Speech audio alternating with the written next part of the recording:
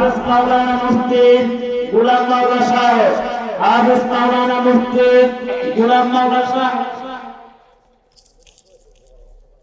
ইমাম ও খতিব মুরব্বি করা জামে মসজিদ বর্ধমানকে হযরতে মহামূল্যবান নির্দেশ করার জন্য সবিনয় অনুরোধ করছি। আসসালামু আলাইকুম ওয়া রাহমাতুল্লাহি ওয়া বারাকাতুহু।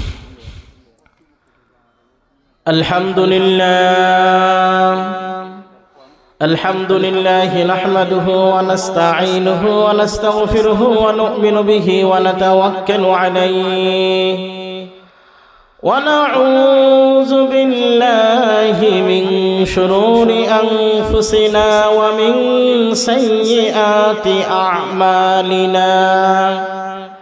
من يهده الله فلا مضل له ومن يضلله فلا هادي له ونشهد أن لا إله إلا الله وحده لا شريك له وأشهد أن محمدًا عبده ورسوله أما بعد فقد قال الله تعالى في كلامه المجيد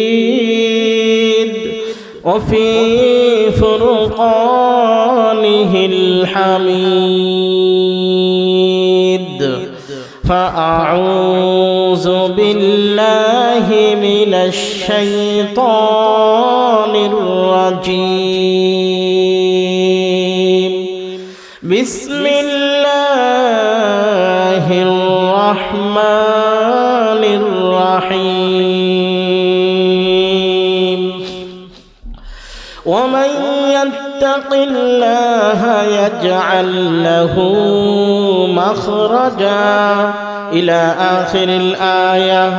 وقال النبي صلى الله عليه وسلم أخلص دينك يكفيك العمل القليل أو كما قال عليه الصلاة والسلام. সকলে দরুদ ইব্রাহিম পড়ি। আল্লাহুম্মা সাল্লি আলা মুহাম্মাদ ওয়া আলা আলি মুহাম্মাদ কামা সাল্লাইতা আলা ইব্রাহিম ওয়া আলা আলি ইব্রাহিম ইন্নাকা হামিদুম মাজিদ। আলহামদুলিল্লাহ। মুহতারাম মুআজ্জাজ হাজিরিন, আজকের এই মহতি জলসায় উপস্থিত হতে পেরে যে মহান আল্লাহ পাক আমাদেরকে এমন জান্নাতি পরিবেশে, জান্নাতি একটি সামিয়ানার নিচে অবস্থান করার মতো দিন সম্পর্কে দুই একটি কথা বলা এবং শোনার জন্য যে আল্লাহ তাআলা আশার বসার তৌফিক দান করলেন, সে মহান মালিকের দরবারে গোলামের পরিচয় দিতে গিয়ে কালিমাতুশ শুকর আদায় করি। আমরা সকলে বলি আলহামদুলিল্লাহ। মুহতারাম মুআজ্জাজ হাজিরিন, আমি একটি গুরুত্বপূর্ণ বিষয় আপনাদের সম্মুখে আরজ করার জন্য নিয়ত করেছি। আপনাদের সম্মুখে গুরুত্বপূর্ণ একটি বিষয় তুলে ধরার জন্য আল্লাহ তাআলার কাছে তৌফিক চাচ্ছি। আল্লাহ তাআলা যাতে আমাকে তৌফিক দান করেন। মুহতারাম মুআজ্জাজ হাজিরিন, মানুষ দুনিয়ার জীবন চলতে গেলে বহু সমস্যার সম্মুখীন হতে হয়। যেমন কেউ যদি পাহাড়ি পথ অতিক্রম করতে চায় রাতের বেলা, আর পাহাড়ি পথের ভিতরে গিরিপথ বিভিন্ন রকমের অন্ধকারাচ্ছন্ন জায়গা থাকে, সেই পাহাড়ি পথ পাড়ি দেওয়ার জন্য অবশ্যই তার সাথে টর্চ লাইট লাগবে। লাইট ছাড়া পাহাড়ি পথ পাড়ি দেওয়া কঠিন হবে, জীবনের জন্য ঝুঁকিপূর্ণ হবে।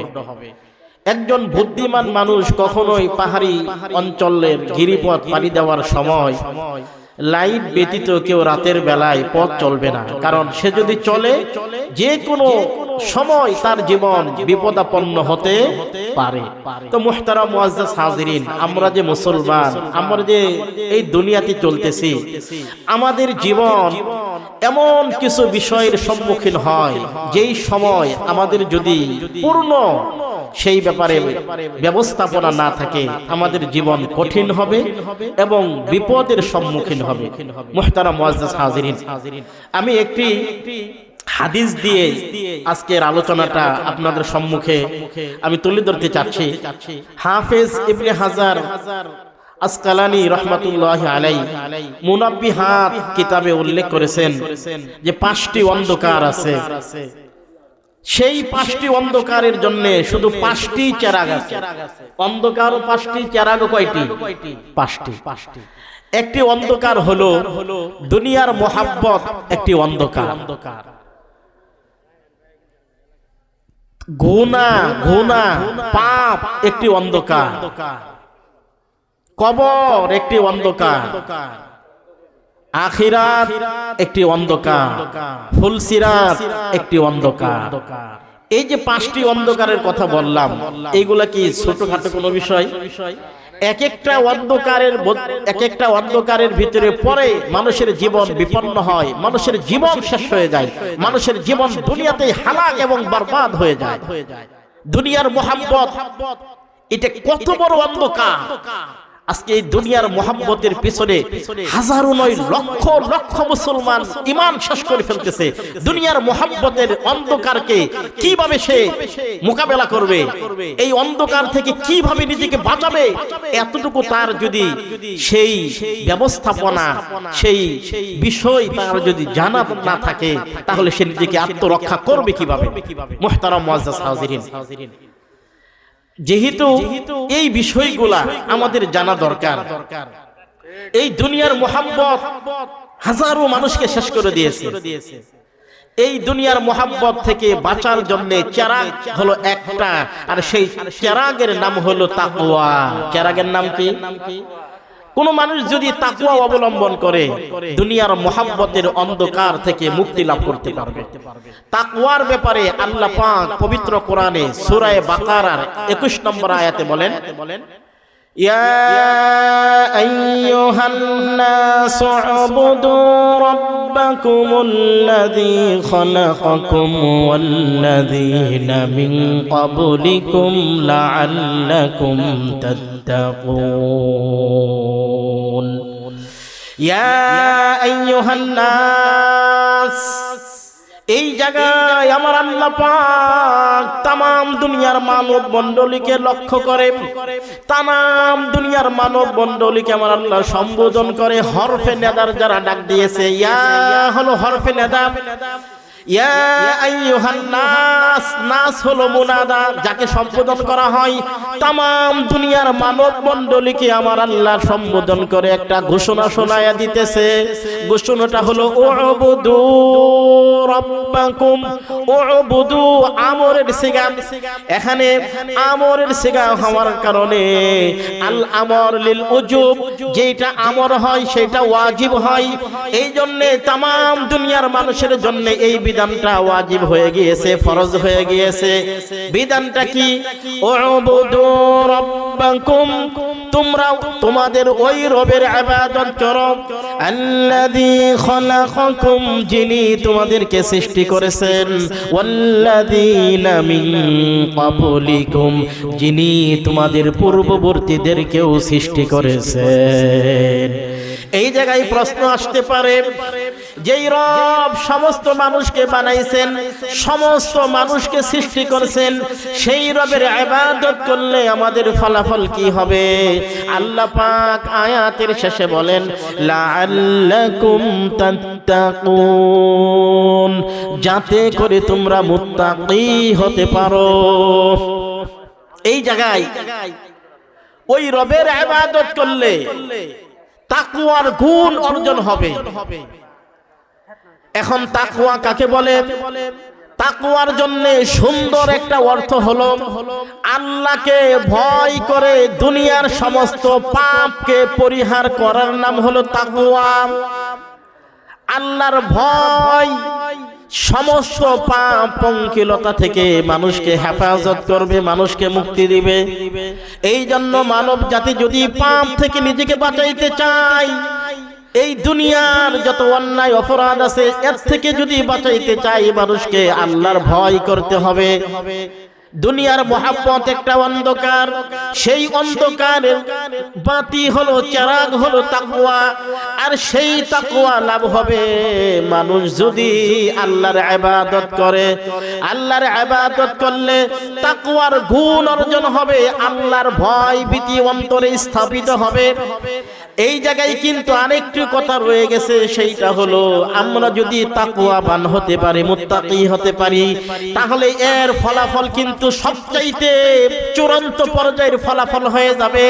কারণ কুরআনুল কারীমে আল্লাহ পাক অন্যত্র বলছেন, ওয়াসারিউ ইলা মাগফিরাতিম মির রাব্বিকুম ওয়া জান্নাতিন আরদুহাস সামাওয়াতু ওয়াল আরদ উইদ্দাত লিল মুত্তাকিন।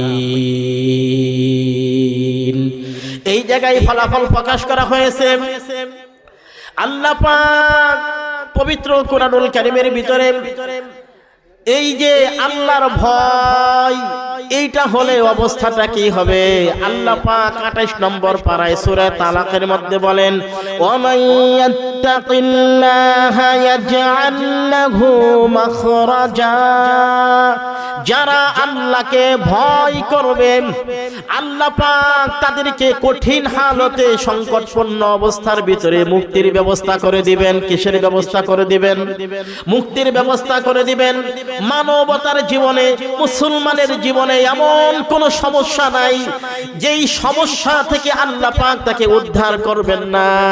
মানুষের ভিতরে যদি তাকওয়া থাকে, মানুষের ভিতরে যদি আল্লাহ ভীতি থাকে, বান্দা যত কঠিন হালতের সম্মুখীন হোক না কেন, কঠিন চাইতে কঠিন অবস্থার ভিতরে বান্দা পড়ুক না কেন, আমার আল্লাহ পাক শুধু তাকওয়া অবলম্বন করার কারণে সেই কঠিন হালত থেকে, সেই কঠিন অবস্থা থেকে আমার আল্লাহ পাক মুক্তির ব্যবস্থা করে দিবেন। কুরআনুল কারীম অন্যত্র আমার আল্লাহ বলেন, তাকওয়ার ক্ষেত্রে বলেন, ওয়ালাউ আন্না আহলাল কুরা আমানু ওয়াত্তাকাউ লাফাতাহনা আলাইহিম বারাকাতিম মিনাস সামাই ওয়াল আরদ। এই জায়গায় তাকওয়া অবলম্বন করলে কি হবে? আল্লাহ পাক আরেকটা চূড়ান্ত পর্যায়ের একটা পুরস্কার ফলাফল আল্লাহ ঘোষণা করলেন।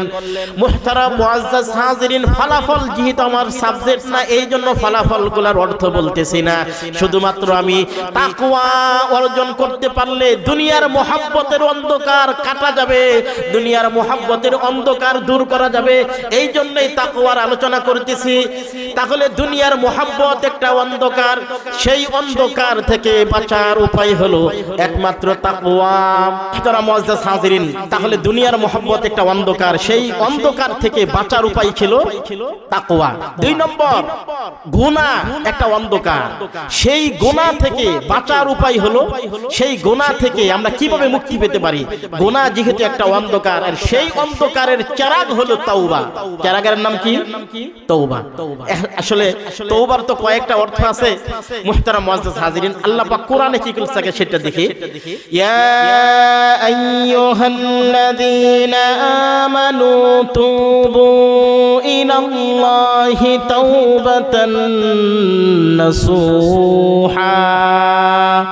আল্লাহ পাক ইমানদার যারা, এদেরকে ডাক দিয়ে আমার আল্লাহ পাক এদেরকে সম্বোধন করে বলেন, ইয়া আইয়ুহাল্লাযীনা আমানু, ও ইমানদাররা, তুবু ইলাল্লাহি তাওবাতান নাসুহা, তোমরা আল্লাহ পাকের কাছে তাওবায়ে নাসুহা, এর মানে হলো খাঁটি তওবা করো, খালেস দিল থেকে আল্লাহর কাছে তওবা করো। নবীজি হাদিসের ভিতরে বলেন যে আমি নবী নিজে দৈনিক 100 বার আল্লাহর কাছে তওবা করি মিআতু মাররা, কতবার? 100 বার। নবী করিম সাল্লাল্লাহু আলাইহি সাল্লাম বলেন ইয়া আইয়ুহাল্লাযীনা আমানু তুবু ইলাল্লাহ ফা ইন্নী আতুবু ফিল ইয়াউমি মিআতা মাররাতিন। আমি নবী আল্লাহর কাছে দৈনিক 100 বার তওবা করি। ইস্তাগফির লাহুম আও লা তাস্তাগফির লাহুম ইন তাস্তাগফির লাহুম 70 মাররা। এই জায়গায় আল্লাহ পাক কোরআনে বলেছে 70 মাররা, 70 বারের কথা। এই জন্য একজন মানুষ যদি খাঁটি দিলে তওবা করতে পারে, সেই মানুষের যতই গুনাহ হোক না কেন আমার আল্লাহ পাক তার সমস্ত গুনাহ মাফ করে দিবেন। এই জায়গায় খাঁটি দিলে তওবা করার জন্য 3টা শর্ত। তওবা এক নম্বর কথা হলো যেই গুনাহটা করছে তার উপর লজ্জিত হতে হবে। 2 নম্বর কথা হলো ওই গুনাহটা ছেড়ে দিতে হবে। 3 নম্বর কথা হলো এই গুনাহ জীবনে যতদিন বেঁচে থাকবে আর কোনো দিন এই গুনাহ করবে না, এমন দৃঢ় সংকল্প করতে হবে। এইভাবে যদি আল্লাহর কাছে কেউ খাঁটি দিলে তওবা করতে পারে, আল্লাহ পাক দুনিয়ার গুনাহ যত আছে সমস্ত গুনাহ আল্লাহ পাক তাকে মাফ করে দিবেন। এই জন্য দুনিয়ার গুনাহ থেকে বাঁচার উপায় হলো চেরাগ, আর সেই চেরাগের নাম হলো তওবা। এই জন্য আল্লাহ পাক আমাদের সকলকে প্রত্যেক দিন বেশি বেশি তওবা করার তৌফিক দান করুন। আমিন। ওয়া আখিরু দাওয়ানা আনিল হামদুলিল্লাহি রাব্বিল আলামিন।